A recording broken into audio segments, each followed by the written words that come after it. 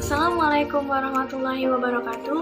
Halo everyone, perkenalkan kami dari kelompok 3 kelas Palembang yang beranggotakan saya sendiri Wahyu Hadining Putri sebagai guru 1, kemudian ada rekan saya Firanita Fitria sebagai guru 2, dan rekan saya Siti Anggreni Silsega sebagai guru 3. Pada kesempatan kali ini, kami akan menstimulasikan peran sebagai seorang guru SMA dengan materi Kingdom Animalia. Baiklah anak-anak, sebelum kita masuk ke dalam materi pembelajaran, apakah ada yang sudah mengenal tentang Kingdom Animalia? Ya, jadi Kingdom Animalia adalah suatu kerajaan besar tentang klasifikasi hewan, atau biasa kita kenal dengan dunia hewan. Dunia hewan itu sendiri merupakan suatu makhluk hidup yang memiliki multiseluler. Jadi, hewan-hewan itu sendiri memiliki sel-sel yang terspesialisasi untuk melaksanakan fungsi tertentu. Dan sel-sel yang sudah terspesialisasi tersebut tidak bisa mengfungsikan selnya untuk fungsi yang lain, hanya pada fungsi tertentu saja. Misalnya begini, contohnya sel darah merah yang membawa nutrisi atau oksigen kepada sel-sel yang ada di seluruh tubuh.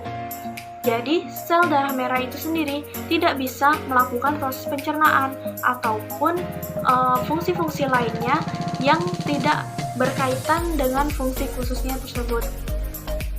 Setiap anggota dari Kingdom Animalia bersifat heterotrof, artinya setiap hewan tidak bisa membuat makanannya sendiri. Jadi, hewan hanya bisa mendapatkan makanan dari organisme lain, misalnya seperti tumbuhan atau hewan-hewan kecil lainnya. Dunia hewan mempunyai dua kelompok klasifikasi besar. Yang pertama, kelompok invertebrata, dan yang kedua, kelompok vertebrata.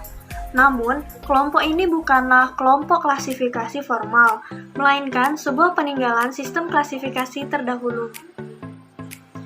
Kelompok hewan invertebrata yang pertama yaitu filum Porifera. Porifera merupakan hewan berpori yang biasanya berada di dasar laut. Namun, hewan ini seringkali dianggap sebagai tumbuhan karena hewan ini sangat sederhana dan tidak bergerak bebas seperti hewan pada umumnya. Contoh hewan porifera yaitu spons. Ada yang tahu dengan film SpongeBob SquarePants? Ya, SpongeBob itu adalah contoh dari hewan porifera. Seperti ini. Tubuh SpongeBob itu sendiri dikelilingi oleh banyak pori. Pori-pori yang ada di tubuh SpongeBob itu menandakan bahwa SpongeBob merupakan contoh dari filum porifera. Wah, ternyata film kartun yang sering kita tonton sangat edukatif ya. Film kedua yang akan kita pelajari yaitu filum Mollusca. Mollusca terbagi menjadi beberapa kelas. Namun, pada kesempatan ini kita tidak bisa membahas seluruh kelas karena waktu yang kita punyai sangat terbatas. Kita hanya membahas beberapa kelas saja. Yang pertama ada kelas Gastropoda. Kelas Gastropoda itu memiliki tubuh yang lunak dan memiliki cangkang di tubuhnya. Contohnya adalah siput. Pada film SpongeBob juga ternyata ada contoh hewan molluska, yaitu Gary. Kalian tahu Gary? Ya, Gary adalah peliharaan SpongeBob. Gary memiliki tubuh yang lunak atau biasa kita sebut dengan siput. Kemudian, kelas kedua dari hewan bertubuh lunak yang akan kita bahas yaitu Cephalopoda. Cephalopoda berasal dari kata cephalon yang berarti kepala dan podos yang artinya kaki. Cumi-cumi dan gurita adalah hewan cephalopoda yang paling terkenal. Cumi-cumi memiliki 10 lengan, sedangkan gurita hanya memiliki 8 lengan.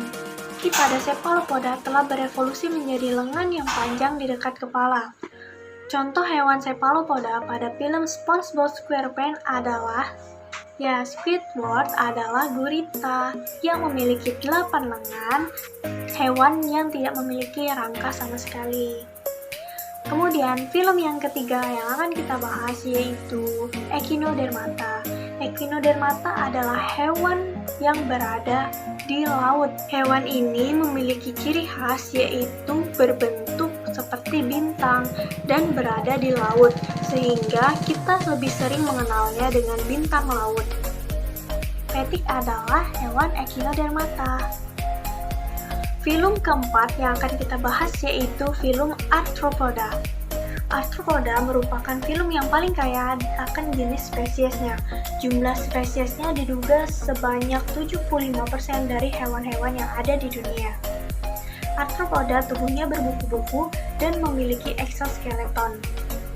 Arthropoda dibagi menjadi beberapa kelas. Yang pertama ada kelas Arachnida, kemudian ada kelas Crustacea, lalu ada kelas Myriapoda, dan yang terakhir ada Insecta. contoh dari hewan arthropoda yaitu seperti udang, kepiting. Contoh dari hewan arthropoda yang terdapat dalam film SpongeBob SquarePants yaitu Mr. Krabs. Mr. Krabs adalah seekor kepiting. Kepiting adalah salah satu contoh hewan arthropoda karena memiliki kaki berkuku-kuku dan mempunyai capit di tangannya. Itulah tadi penjelasan tentang kelompok hewan invertebrata. Di sini, dari penjelasan yang Ibu sampaikan tadi, apakah ada yang ingin bertanya? Jika ada, silakan angkat tangan atau bisa juga dikirimkan melalui forum diskusi di halaman e-learning. Baiklah, mungkin itu saja yang dapat kita bahas tentang hewan invertebrata. Selanjutnya, kita akan membahas tentang hewan vertebrata. Mari kita simak penjelasannya bersama Ibu Firanita. Nah, sekarang kita akan membahas materi hewan bertulang belakang atau hewan vertebrata yang terdiri dari 5 kelas. Yang pertama ada Pisces, amfibi, reptil, apes, dan mamalia. Kelas pertama adalah Pisces. Berdasarkan rangka pembentuk tubuhnya, Pisces dibagi menjadi 2 kelompok. Yang pertama adalah Chondrites. Chondrites adalah spesies ikan berangka rawan. Contohnya hiu, pari, dan lamprey. Yang kedua adalah Oocytes. Oocytes adalah spesies ikan berangka tulang. Contohnya belut atau Amphibia. Dan ikan mas, Cyprinus caprio. Kelas yang kedua adalah amfibi. Amfibi adalah hewan yang hidup di air maupun di daratan. Amfibi biasanya hidup di air untuk melakukan reproduksi. Amfibi adalah hewan Poikilotherium. Terdapat 4.000 jenis amfibi. Contoh dari amfibi adalah kodok atau Bufo marmus, katak hijau atau Rana pipes, dan salamander atau axolot. Kelas selanjutnya adalah reptilia. Reptilia berasal dari bahasa Latin reptil yang artinya ular. Reptilia umumnya adalah hewan Poikilotherium. Reptilia biasa juga disebut dengan hewan melata. Terdapat 6.000 jenis reptilia yang meliputi dari ular, kura-kura, dan buaya. Contoh dari reptilia adalah komodo, yaitu Varanus komodoensis. Kalian tahu kelas berikutnya apa? Yap, kelas keempat adalah apes. Apes atau burung yang terdapat sekitar 9.000 jenis. Apes atau burung, seluruh tubuhnya ditutupi oleh bulu. Bulu dan paruh terbuat dari keratin. Pada burung terdapat sayap. Sayap berfungsi untuk terbang, tetapi ada pula burung yang tidak bisa terbang. Contohnya adalah burung unta. Apakah kalian bisa memberikan contoh lain? Burung atau apes adalah hewan homoitem. Contoh dari burung adalah burung merpati atau Columbia fasciata. Nah, kelas terakhir dalam kelompok vertebrata adalah mamalia. Mamalia memiliki 3 karakteristik umum. Yang pertama memiliki rambut, yang kedua memiliki 3 tulang di telinga bagian tengah dan memiliki kelenjar susu. Mamalia memiliki banyak sekali ordo. Namun ada beberapa contoh ordo dari mamalia. Ada monotremata atau mamalia berparuh, contohnya platypus. Carnivora, mamalia pemakan daging, contohnya kucing.